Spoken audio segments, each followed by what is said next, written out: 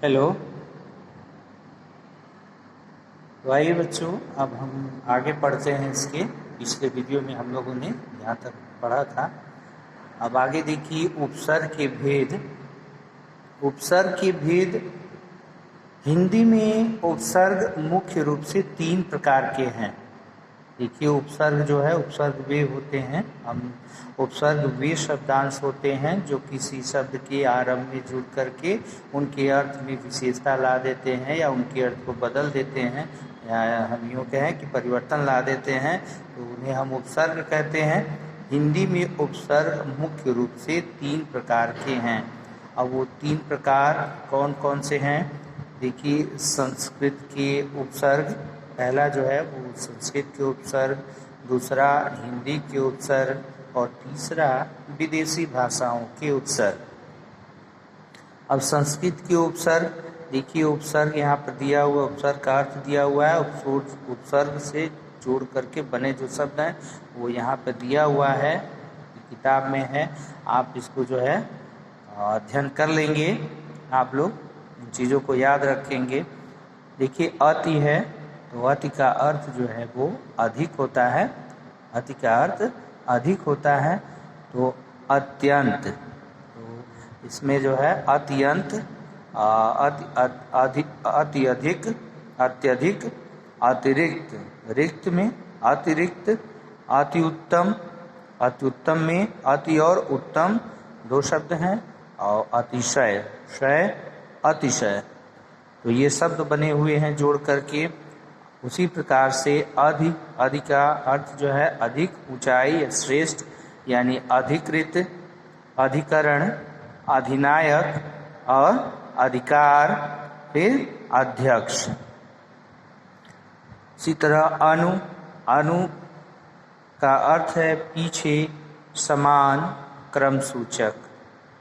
और शब्द क्या बने हैं इससे? अनुसार, अनुशासन, अनुरूप, अनुयायी, अनुकरण और अनुज।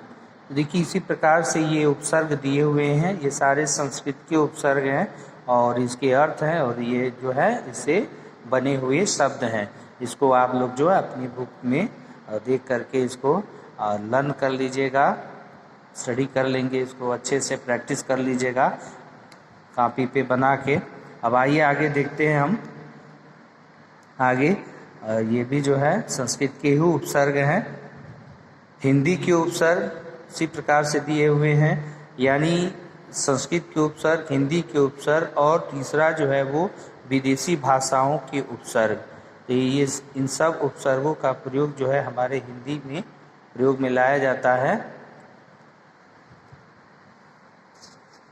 और यहाँ पर विदेशी भाषाओं के उपसर्ग दिए गए हैं, कम, थोड़ा, गैर, बिना या अभाव।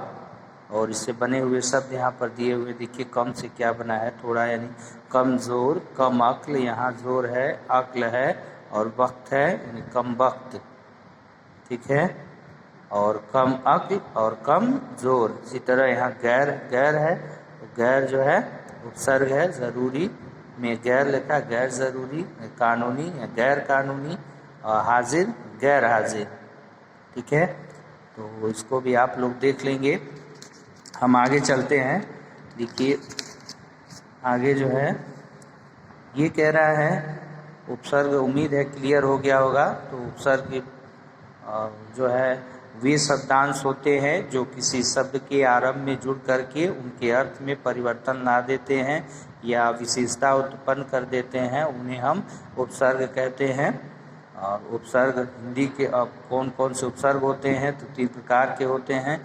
संस्कृत के उपसर्ग हैं, हिंदी के उपसर्ग और विदेशी भाषाओं के उपसर्ग हैं। तो ये तीनों जो है हिंदी में प्रयोग में लाए जाते हैं। तो ये था उपसर्ग। अब देखिए प्रत्यय का जो है हम प्रत्यय को पढ़ेंगे। प्रत्यय, इससे भी शब्द निर्माण ही होता है। जैसा कि मैंने पहले ही बताया कि उपसर्ग, प्रत्यय, समास, इन तीनों से ही शब्द निर्माण की प्रक्रिया होती है। इन तीनों से ही हम क्या करते हैं? एक नया शब्द बनाते हैं।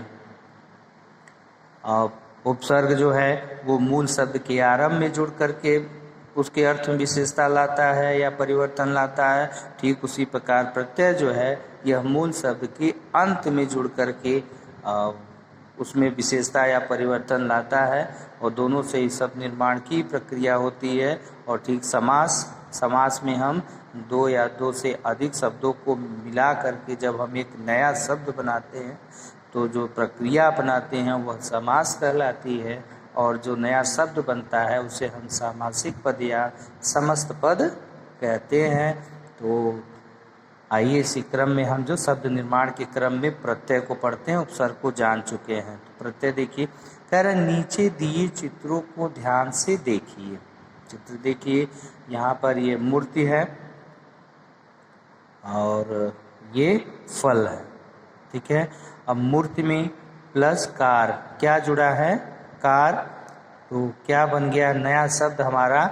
मूर्तिकार, यानी मूर्ति को बनाने वाला। अब देखिए यहाँ पर फल है, फल धन वाला। अब क्या दोनों शब्द जब जुड़े हैं तो यहाँ पर फल वाला हुआ है, अर्थात फल बेचने वाला। देखिए ये प्रत्यय है, इनको हम प्रत्यय कहेंगे। अर्थात हम ये कह लें कि प्रत्यय वे शब्दांश होते हैं जो किसी भी मूल शब्द के अंत में जुड़ करके उनके अर्थ में विशेषता या परिवर्तन ला देते हैं, उन्हें हम प्रत्यय कहते हैं। अब यहाँ पर देखिए मूल शब्द क्या है? मूर्ति है। मूर्ति का अर्थ है कि भाई मूर्ति है, ये फल है। तो मूर्ति में क्या जुड़ा है? कार। तो यहाँ पर मूल शब्द मूर्ति है और कार क्या हो गया? प्रत्यय। और जब प्रत्यय जुड़ा है अंत में इसके, तो यहाँ पर क्या हो गया? देखिए मूर्तिकार। और फल वाला, तो क्या हो गया? फल वाला।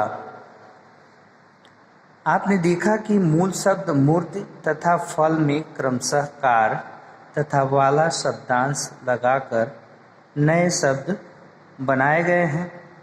कार तथा वाला ऐसे शब्दांश हैं जिनका अपना कोई अर्थ नहीं है।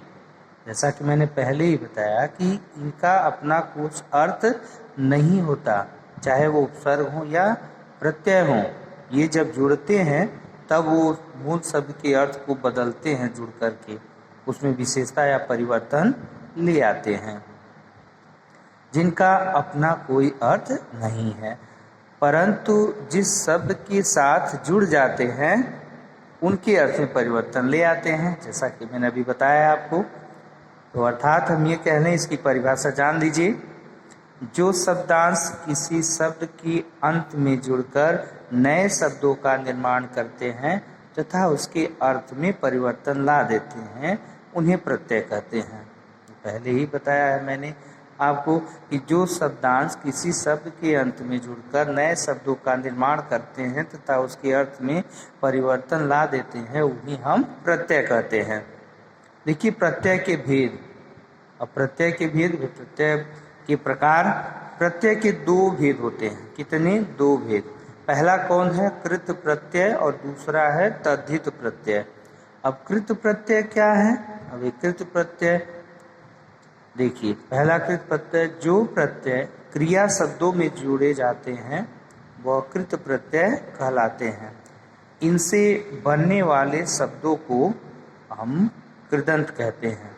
जो प्रत्यय क्रिया शब्दों में जोड़े जाते हैं वह कृत प्रत्यय कहलाते हैं, और इनसे बनने वाले जो शब्द होते हैं वो कृदंत कहलाते हैं। अर्थात हम जो कह लें कि जो प्रत्यय क्रिया शब्द, क्रिया मूल शब्द में ही जुड़ेंगे, तो क्रिया शब्द में जुड़ते हैं। क्रिया शब्द में, शब्द भाई कह रहा है तो शब्द यानी उसका निश्चित अर्थ होता है शब्द का। शब्द मतलब उसका निश्चित अपना अर्थ होता है। तो उसी शब्द में जो है जब ये प्रत्यय जुड़ते हैं तो उन प्रत्यय को हम क्या कहते हैं? कृत प्रत्यय कहते हैं। और जब उनसे वो जुड़ करके, क्रिया में प्रत्यय जुड़ करके जब एक नया शब्द बना देते हैं तो उसको हम क्या कहते हैं? बनने वाले शब्द को ही हम कृदंत कहते हैं। यानी क्रिया शब्द में जुड़ करके प्रत्यय जो है, जो प्रत्यय जुड़ते हैं तो उनके अर्थ में विशेषता ले आते हैं, परिवर्तन लाते हैं, तो प्रत्यय को तो हम कृत प्रत्यय कहते हैं। लेकिन जब उनसे एक नया शब्द जो बन जाता है जुड़ करके प्रत्यय द्वारा, तो वह जो है वह कृदंत कहलाता है। आइए आगे देखते हैं।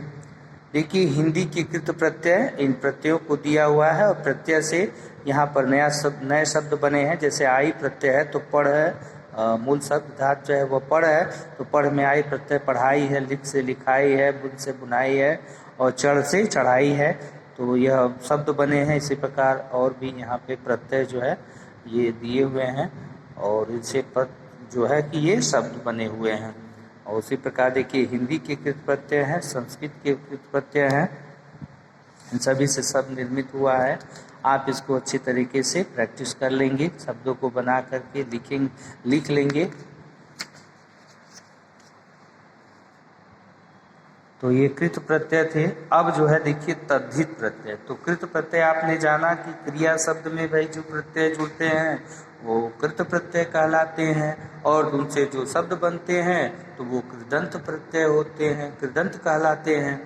अब तद्धित प्रत्यय है दूसरा वाला इसका भाग। तो तद्धित प्रत्यय जो प्रत्यय संज्ञा, सर्वनाम तथा विशेषण के साथ जुड़कर नए शब्द बनाते हैं तद्धित प्रत्यय कहलाते हैं। कह रहा जो प्रत्यय संज्ञा, सर्वनाम तथा विशेषण के साथ जुड़कर नए शब्द बनाते हैं उन्हें तद्धित प्रत्यय कहते हैं। उदाहरण भूगोल, धन, इक। भूगोल मूल शब्द है और ये एक प्रत्यय है, तो क्या बना है इससे भौगोलिक। संज्ञा शब्द उच्च, धन, तम, तो उच्चतम है, विशेषण भाई विशेषता बता रहा है किसी की, उच्चतम यानी ऊंचा है कि नीचा है, छोटा है, बड़ा है, विशेषता तो उच्चतम, यहाँ विशेषण हो गया। यहाँ संस्कृत के तद्धित प्रत्यय हैं और आगत प्रत्यय यानी जो अन्य भाषाओं से आए हैं, विदेशों से आए हैं, तो यह आगत प्रत्यय है। और हिंदी में उपसर्ग तथा प्रत्यय दोनों को जोड़कर भी नए शब्द बनाए जाते हैं। देखिए बहुत सारे ऐसे शब्द हैं जिसमें उपसर्ग और प्रत्यय दोनों ही होते हैं, ध्यान देने की बात होती है। देखिए जैसे यहाँ पर शब्द लिखा हुआ है उपयोगिता, ठीक है। अब देखिए उपयोगिता में उप जो है उपसर्ग है और योग क्या है वह मूल शब्द है और ई और ता देखिए प्रत्यय भी दो है। उपयोगी भी कह लें तो उपयोगी में ई प्रत्यय, योग में ई प्रत्यय लगा देंगे तो योगी भी हो जाएगा और उपसर्ग लग गया तो उपयोगी हो जाएगा। अगर उसी में हम ता प्रत्यय फिर जोड़ देते हैं तो उपयोगिता हो जाएगा। क्लियर है। देखिए अगला वर्ड कह रहा अभिमानी, अभि और मान और ई। देखिए अभिमानी अलौकिक और उपसर्ग है, लोक जो है मूल शब्द है और इक जो है वो प्रत्यय है, अलौकिक, अलौकिक। इसी प्रकार निर्दयी, दया मूल शब्द है और इसी में ये उपसर्ग पहले जुड़ा है और प्रत्यय ये जो है ये बाद में, तो निर्दयाई, तो निर्दयी। वैज्ञानिक वी और यहाँ ज्ञान और इक, वैज्ञानिक। और ठीक इसी तरीके से और भी यहाँ पर दिए हुए हैं शब्द है, उपसर्ग है, यहाँ मूल शब्द है और प्रत्यय है, तो दोनों भी हो सकते हैं, उपसर्ग भी और प्रत्यय भी। तो आज का ये जो है वीडियो यहाँ पे हम समाप्त करते हैं। अगले भाग में फिर हम उपस्थित होंगे समास को लेकर के। तब तक student take care, bye bye.